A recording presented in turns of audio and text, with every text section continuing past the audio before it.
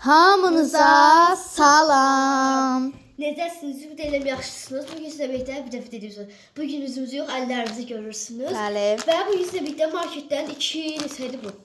2.69. 2.69-a, yəni 2.70-ə aldığımız Xanxam kruzları kəşfətdə olduğuna Bu arada biz görə- bunu tam store'dan almışıq. Bəli, reklam deyildir. Və ona görə də indi içdəki oyuncağı biz merak edib baxaq görək nə çıxacaq. Mənə qalsa çox maraqlı oyuncaqdır. Nəticə biz bunu açırıq dostlar. Bəli, şu an açırıq.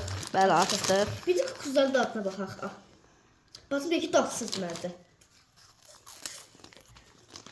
Yəni, Banqasdır. bəli.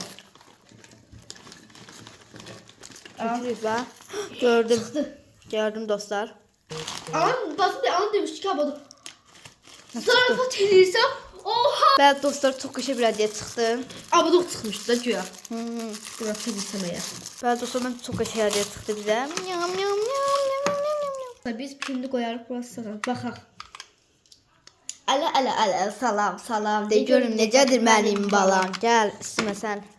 Baxın. Baxın. Yam yam yam. Öncə pilvarda qoyarıq. Reklamı göstərməyəm. Nə demişlər? Bəli dostlar, biz aldıq, çox qəşəng idi məncə, amma anam çox sevmədi. Bəli, sizinlə sağlaşıram, bay bay.